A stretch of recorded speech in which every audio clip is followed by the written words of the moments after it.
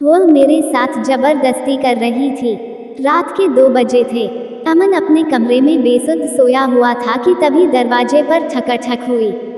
ठक की आवाज से अमन की नींद खुल गई, लेकिन उसने सोचा कि शायद यह आवाज उसके मन का भ्रम है, इसलिए वो करवट बदल कर फिर सो गया। लेकिन कुछ देर बाद फिर ठक की आवाज आई। लगता है कोई है, उसने मन ही मन सोचा, फिर उठकर लाइट जलाई और दरवाजा खोलने लगा। तभी उसके मन में ख्याल आया कि कहीं बाहर कोई चोर तो नहीं है। यह ख्याल आते ही वह थोड़ा सहम सा गया। फिर उसने धीरे से कौन है पूछा। मैं हूँ, बाहर से किसी लड़की की मीठी सी आवाज आई। अमन ने दरवाजा खोल दिया। सामने खुशबू को खड़ा देखकर वह हैरान होकर बोला, अरे तुम क्यों, कोई अनहोनी हो गई क्या? खुशबू मुस्कुराते हुए बोली। अमन ने देखा कि खुशबू नारंगी रंग का सलवार सूट पहने हुए थी। दुपट्टा न होने से उसके उभरे अंग दिख रहे थे। खुशबू की आंखों में एक अनोखी मस्ती थी।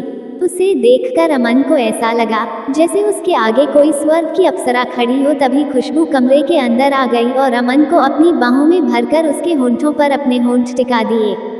खुशबू की गर्म सांसों के साथ उसके उभरे अंगों की छुअन से अमन को एक अजीब तरह की मस्ती का एहसास होने लगा। वो खुशबू के आगे बेबस सा हो गया। इससे पहले कि अमन कुछ और करता, उसके मन के किसी कोने से आवाज आई कि यह तू क्या कर रहा है? जिस थाली में खाया, उसी में छेद कर अपने मालिक के एहसानों का यह बदला दे रहा है। लेकिन मैंने तो पहल नहीं की है।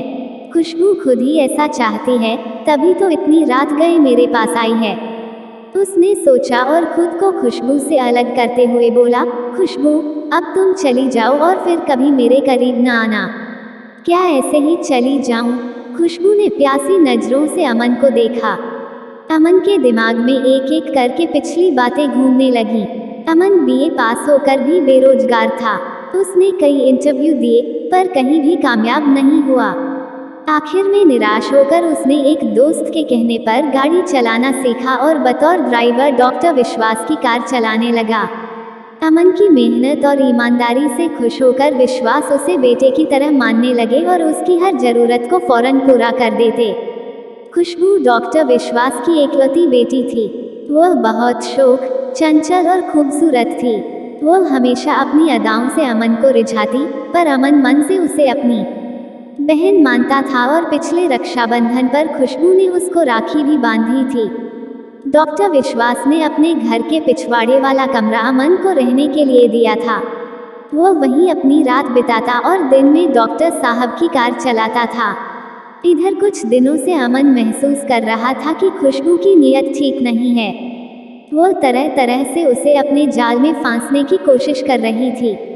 उसकी हरकतें देखकर कई बार अमन की वासना भड़कने लगती थी, पर बदनामी और नौकरी जाने के डर से वह मन महसूस कर रह जाता था।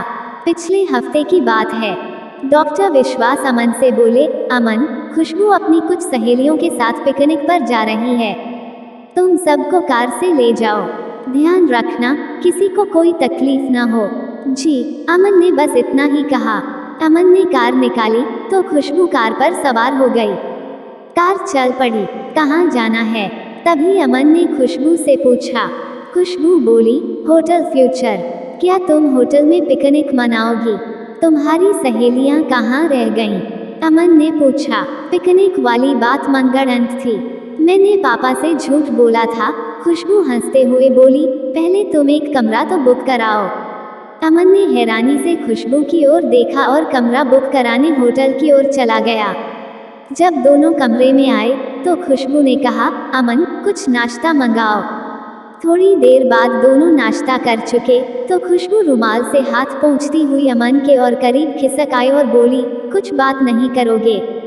कौन सी बात? वही जो आधी रात के समय पति पत्नी के बीच होती है। इतना कहकर खुशबू ने अमन को चूम लिया, फिर बोली, अमन, तुम मुझे बहुत अच्छे लगते हो। अमन गुस्से में बोला, खुशबू, होश में आओ। एक भले घर की लड़की का इस तरह बहकना ठीक नहीं है। चढ़ती जवानी के नशे में चूर खुशबू अमन की बात को अनसुना करते हुए बोली, मैं एक अरसे से इस मौके की तलाश में थी। क्या मेरे कपड़े नहीं उतारोगे? कहकर खुशबू ने अमन को अपनी बाहों में भींच लिया। अमन खुद पर काबू रखते हुए बोला, खुशबू, इतना भी मत बहको। मैं तो तुम्हें अपनी बहन मानता हूँ। याद है, पिछले साल तुमने मुझे राखी बांधी थी और फिर तुम्हारे पिता मुझ पर कितना भरोसा करते हैं। क्या मैं उनके भरोसे को तोड़ दूँ? तुम मेरे सगे भाई तो हो नहीं। कहकर खुशबू ने अपने ब्लाउज के बटन खोल दिए। अमन की हालत सांप छछूंदर की सी थी। वो खुशबू से छिटक कर दूर जा खड़ा हुआ, फिर गिड़गिड़ाते हुए बोला, खुशबू, तुम इस तरह की हरकतें करके मुझे मत भड़काओ, वरना कुछ गलत कर बैठूंगा। इतना कहकर अमन ने खुशबू को कपड़े पहनकर आने को कहा और वह कार में जाकर बैठ गया। कहाँ खो गए अमन? तभी खुशबू ने अमन को टोका तो वह चौंक कर उसे देखने लगा। खुशबू, मुझ पर रहम करो, तुम जल्दी यहाँ से चली जाओ, मैं कमजोर हो रहा हूँ, अमन गिड़गिड़ाते हुए बोला। तभी दूसरे कमरे से खांसने की आवाज आई और खुशबू अपने कमरे की ओर भाग गई। अमन ने अब चैन की सांस ली। अगले दिन अमन का कुछ अता पता नहीं था। डॉक्टर विश्वास ने कमरे की तलाशी ली तो एक चिट्ठी मिली। उस चिट्ठी में लिखा था, मैं आपकी नौकरी छोड़कर जा रहा हूँ, कृपया परेशान न होइएगा और न ही मुझे खोजने की कोशिश कीजिएगा। आपका अमन। चिट्ठी पढ़कर डॉक्टर विश्वास हैरान रह गए। अमन को इस तरह बिना कुछ बताए जाना उनकी समझ में नहीं आ रहा था। खुशबू को जब यह बात मालूम हुई तो वह भी हक्की बकी रह गई। आपको ये कहानी कैसी लगी कमेंट बॉक्स में ज़रूर बताएं। चैनल पे नए हो तो सब्सक्राइब जरूर कीजिएगा और वीडियो को लाइक और शेयर कीजिएगा। Thanks for watching.